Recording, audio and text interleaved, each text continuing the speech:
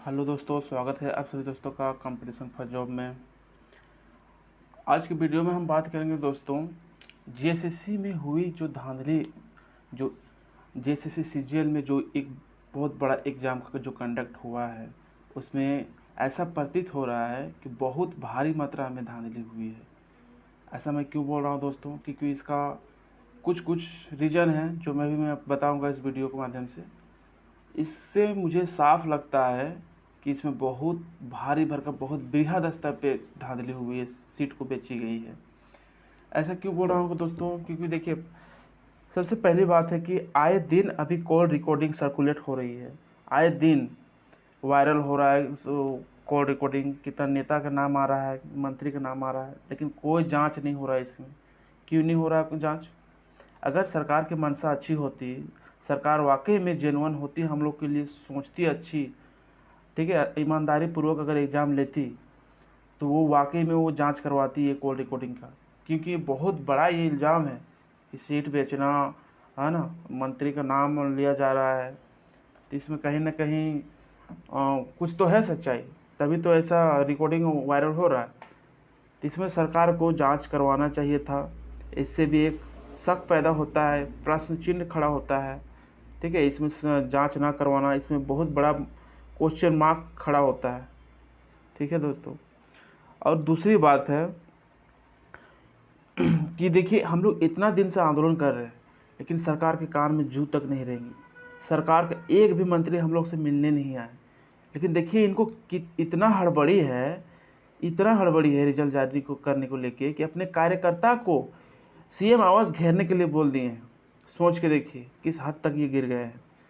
CM आवास को घेरने के लिए बोले 10-15 लड़का को, उसमें भी 9-10 का लड़का शामिल है जो एग्ज़ाम भी नहीं दिया है। ये लोग सीजीएल का एग्ज़ाम भी नहीं दिया है और ये लोग आवास घेरने के लिए चल गए। और हद तो तब हो गया दोस्तों जब सीएम खुद उन लोग से मिलने के लिए आ गए। सोच के देखिए, हम लोग हज़ारों लाखों की संख्या में जाते हैं आंदोलन कर, लेकिन आज तक से कभी सीएम साहब हम लोग से नहीं मिले। लेकिन देखिए हद हो गया कि भाई, हम लोग इतना हज़ारों की संख्या में अभी हाल में ही आंदोलन किए, लेकिन कोई मंत्री मिलने तक नहीं आए। और देखिए, झारखंड का मुख्यमंत्री 10-15 टट्टू लोग वहाँ पे गए घेराव करने के लिए, जो कि एग्ज़ाम तक नहीं दिए हैं। सोच के देखिए इनका मनसा क्या है, उनसे मिल लिए हो। आखिर इससे क्या पता चल रहा है? इससे साफ पता चल रहा है दोस्तों कि सरकार कहीं ना कहीं इसमें मिली हुई है सीट बेचने में। क्योंकि इनको किस चीज़ का हड़बड़ी है, किस बात को लेकर हड़बड़ी है, इस रिजल्ट जारी करने को लेकर। अब देखिए ना, अपना कार्यकर्ता को वहाँ पे भेज रही है किस षड्यंत्र के माध्यम से। इस षड्यंत्र ही है कि रिजल्ट जारी करने के लिए एकदम किस हद तक गिर सकती है, हम लोग देख रहे हैं।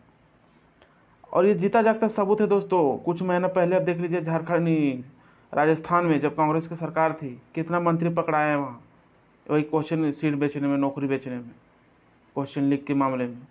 आप देख लीजिए, कुछ न्यूज़ में गूगल में करके देख लीजिए, खोल के देख लीजिए। तीसरी बात ये दोस्तों कि देखिए 21 और 22 को जो सीजीएल का एग्ज़ाम हुआ, उसमें देखेंगे कि इंटरनेट बंद कर दिया गया था। तो क्या लगता है दोस्तों आपको, इंटरनेट बंद कर देने से सेटिंग बंद हो जाएगा? जो लड़का 2 दिन पहले रट के आएगा क्वेश्चन, ठीक है, गया, राजगीर, कहाँ कहाँ से, आसनसोल, बंगाल से, कोलकाता से, क्या वो 2 दिन पहले रट के आया, उसके बाद एग्ज़ाम के दिन में नेट बंद होता है, तो उससे कैसे आप धांधली को बंद कर सकते हैं? सीट को कैसे आप बेचने से रोक सकते हैं? आप बताइए। 2 दिन पहले कोई लड़का रटने के लिए गया है, वो तो रट के आ गया, एग्ज़ाम दे दिया, उसको नेट बंद करने से कोई मतलब ही नहीं है। आप में अगर इतना ही मनसा अच्छा साफ होता ना, तो आप सीट को बेचते ही नहीं, रटने के लिए भेजते ही नहीं उन लोग को।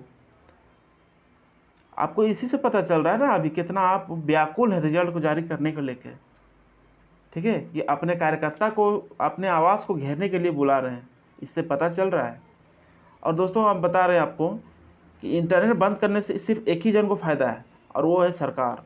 क्यों? क्योंकि देखिए, इंटरनेट चालू रहता है तो उस समय क्वेश्चन लीक जो होता है वो व्हाट्सएप के माध्यम से, फेसबुक के माध्यम से सर्कुलेट हो जाता है, जिससे सरकार की छवि बदनाम होती है, ख़राब होती है सरकार की छवि, ठीक है। तो अपने छवि को बचाने के लिए क्वेश्चन लीक ना हो, ठीक है, इस तरह अंदर अंदर सीट बिक जाए, किसी प्रकार से कोई दिक्कत ना हो सीट बेचने में, इसीलिए नेट को बंद कर दिया गया था। सच्चाई यही है दोस्तों। नहीं तो आपको लगता है कि इंटरनेट बंद कर देने से धांधली बंद हो जाएगा? सोचिएगा जरूर इस बात को, और सोच समझ के दीजिएगा दोस्तों। इस बार चुनाव में वोट सोच समझ के दीजिएगा, क्योंकि पूरा 5 साल इस झारखंडी स्टूडेंट का जीवन बर्बाद कर दिया, नर्क में डाल दिया है ये सरकार ने। इसके साथ साथ पूरा आम जनता 5 साल पूरा पिसा है। कहीं भी कोई भी क्षेत्र में आप बताइए कि विकास हुआ हो, कोई भी क्षेत्र में बताइए। 2 महीना पहले मैया योजना ला देता है वोट खरीदने के लिए। 5 साल से ये कहाँ सोए हुए थे? इतना ही अगर मनसा था 1000 रुपये देने में, अगर देने के लिए मनसा था तो क्यों नहीं दिए? वादा तो ऐसे ऐसे कर दिए थे जो कहना नहीं है। 5 लाख नौकरी दे देंगे, 5000-7000 भत्ता दे देंगे लड़कों को, ओबीसी आरक्षण दे देंगे 27%। क्या नहीं बोले थे बताइए। इतना फेंकना आसान है, करना बहुत मुश्किल है। कथनी और करनी में सरकार का बहुत फर्क है। पूरा सीट को बेच दिया दोस्तों। अब देखिए ना, जेपीएससी 7 जेपीएससी में जाइए। पिछले बार 7 जेपीएससी में सरकार, याद है दोस्तों 7 to 10 जेपीएससी में क्या बोली थी? उस समय अमिताभ चौधरी थे, अमिताभ चौधरी अध्यक्ष थे। क्या बोला था? जब 57 लड़का का direct serial wise merit list निकला था, जो रोल नंबर था, उसको लेके हम लोग आंदोलन किए। तो उस समय क्या बताया जब रद्द करने के टाइम आया तो? कि नहीं, इसका ओएमआर नहीं था।